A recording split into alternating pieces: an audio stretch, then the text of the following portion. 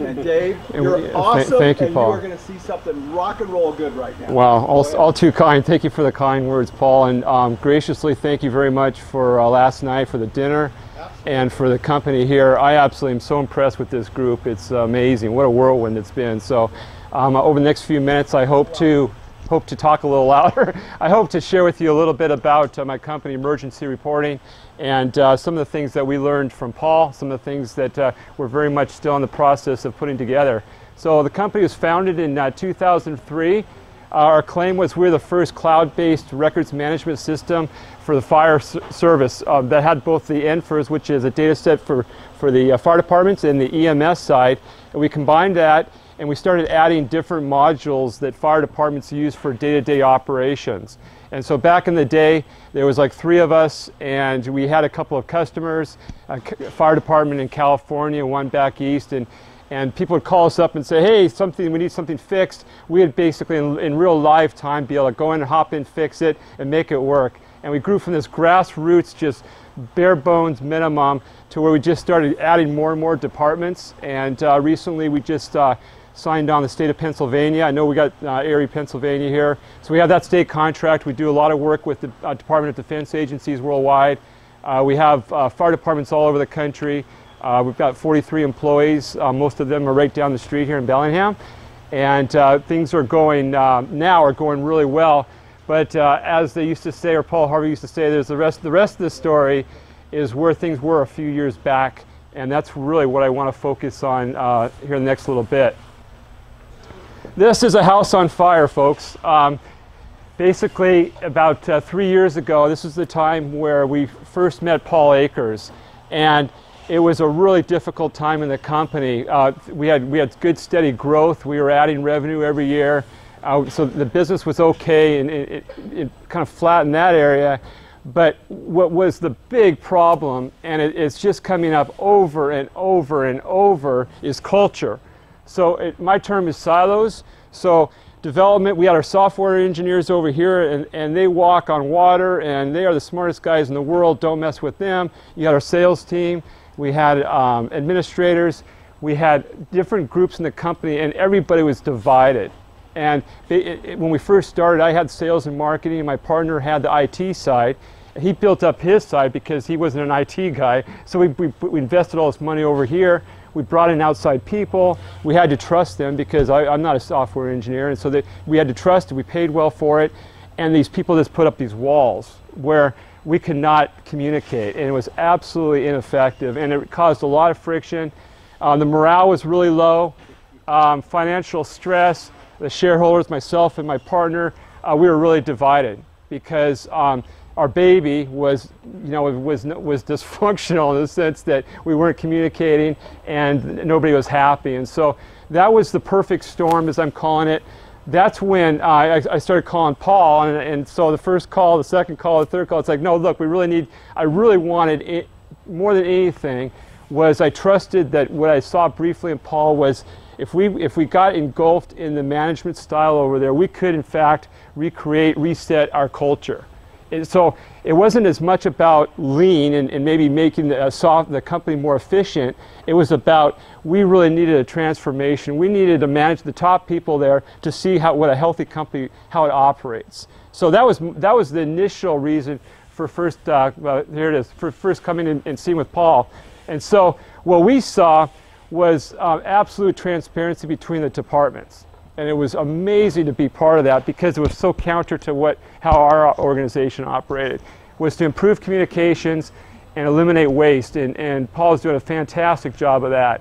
And so we had the management team there, and another shareholder was there, and we had this great tour, and we came back, and like 3 days later, we're sitting around, and we're like, okay, what next? How are we going to take what's manufacturing, what most of the world that you folks are in the manufacturing environment, how do we convert it over into software? What does that really look like? And so one of my top guys actually came out of the automotive industry, and he was very familiar with Lean, the Toyota sample. He studied at UW, Foster School, had Lean down pretty good between his ears on how it would work. He jumps and says, look, I'd really like to run with what Paul was talking about. And I said, well, that sounds great. Scrum is more on the software side of things, which I'll touch briefly on today. And one of my other top on the software side, he's like, look, I've done Scrum for a long time. I know it works. It fits what you're talking about with Lean. It's constant innovation. It's small cycles. It's very transparent. There's a lot of accountability to it. Let's work out kind of a hybrid on what these two may look like. And so we started our adventure. And here's what's working. Stand up. So this is a quick shot of our group. We've been doing them every day, every work day, since we came at FastCap. So it's been almost 3 years now, 2.5 years. Remember, this is the no excuses group. No excuse, yeah, absolutely. So everybody's in the same common room. We meet at 8:30. And so on Mondays, we rotate through the week. So sales and marketing takes Monday, software development takes Tuesday, finance, admin, and IT guys finish up the week on Friday. And every week, or every day rather, we have an agenda of what that department covers. So they cover the KPIs, what are the key performance indicators that they're all following. They do training on the product. They do 2-second improvement and some other things I'll get to in just a minute. But that happens every day. And then we also have the development stand-ups, and this happens actually before the office one, and that's where the software teams get together and they talk about what the key criteria are for the day. That's like a 10-minute huddle heading into the office stand-up. And then the marketing stand-ups, that happens every morning after the main office one, so that myself or some of the other people can go visit each one and see what's going on. And then the marketing, they meet every day because there's all kinds of things going on social media. We've got, I think it's 75,000 on Facebook, and we've got a lot of things going on the social media side. And the one thing I'm taking away from this conference is we are going to learn how to do the video part. We're going to take off on that part. I'm so impressed with how it's done here. So we're going to commit to that. But those are the meetings that happen every day, and they're fantastic because those silos do not exist. And people, the camaraderie in the group, they're sharing what the blockers are. The training's going great.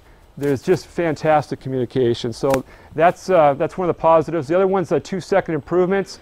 We're up over 3,000 now, and it's actually closer to 4,000. We were using OneNote for a while, and we lost some moving over. But these are documented 2-second improvements. So Dave, I got to stop you. Do you guys understand what he just said?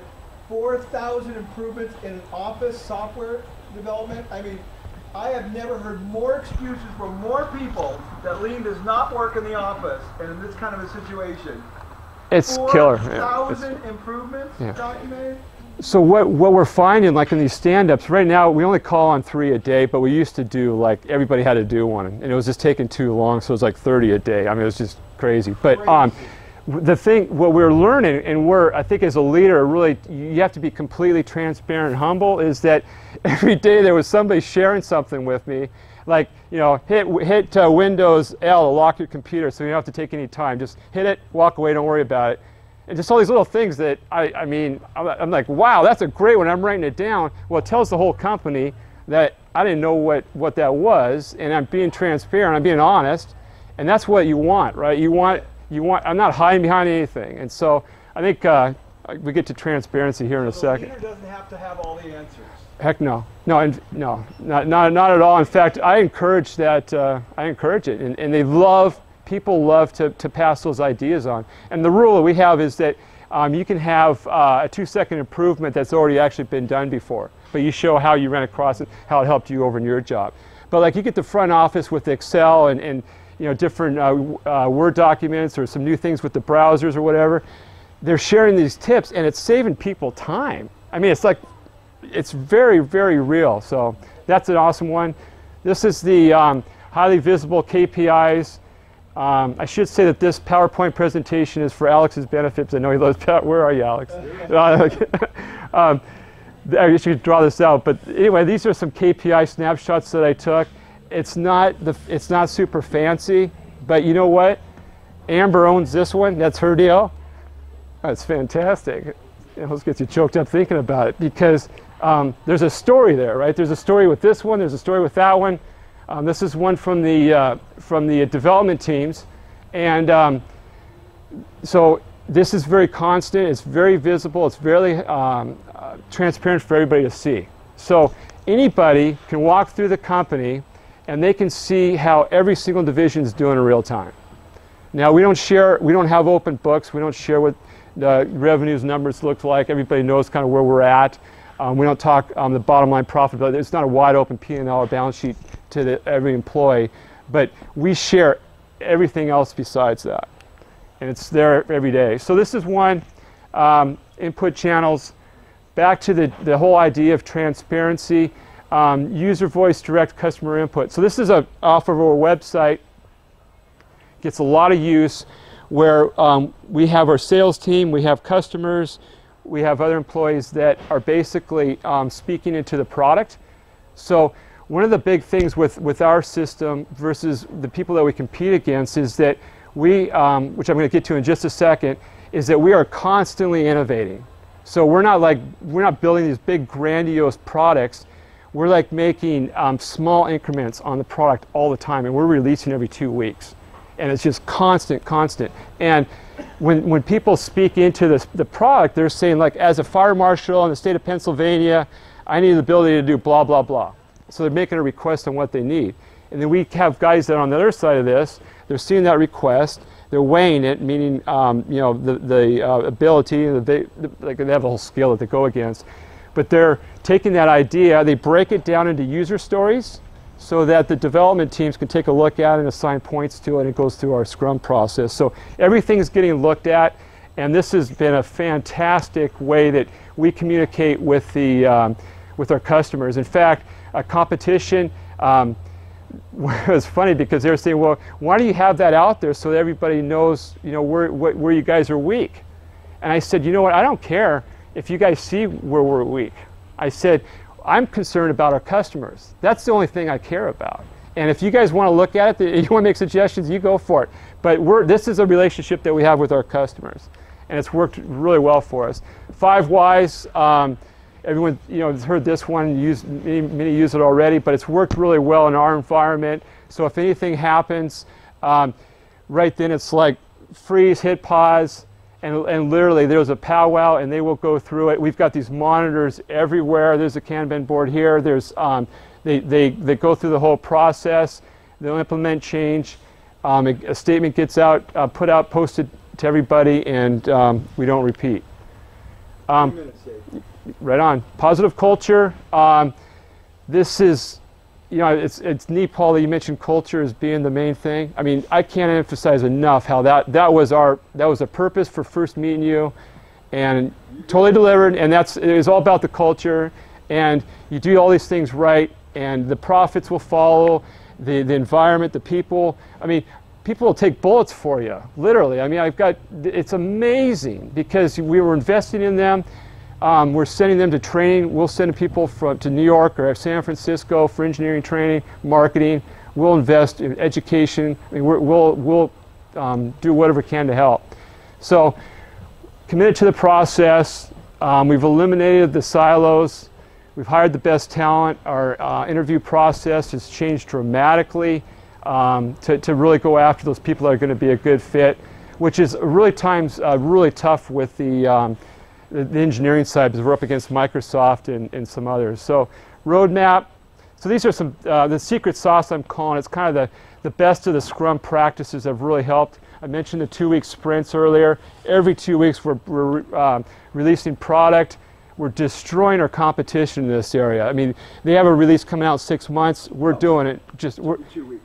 Well, we're doing it every 2 weeks, but the competition they'll say 6 months out or a year out. Well, we will move the product along, and we'll release it, and then we'll get feedback. Oh, we don't want it exactly like that. Oh, good. Glad we talked to you. We'll make modifications. So it's that constant engagement with the customer, and with the software, that's the absolute best way to do it. So these are some of the other things involved with a 2-week sprint. Retrospective reviews everything that happened. Sprint review reviews everything from the Scrum Master to the sales team, marketing. So everybody's on the same page before you release any product. Here's the last one. So I'm calling it kind of lean/Scrum because we've taken 2 different things, put them together, and these are our core values. So we talk about consistent innovation. I think that fits in very, very well with lean. Responsible stewards. We think it's our duty to be investing in our people. We'll do whatever we can to help. The team appreciation, we do what we can to celebrate our victories.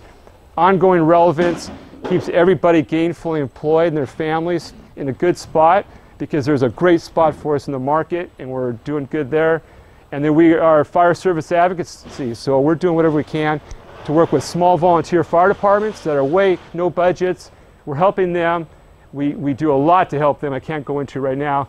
And then the industry integrity, we've got our reputation is to be great stewards and live up to everything. So that's it. Thanks.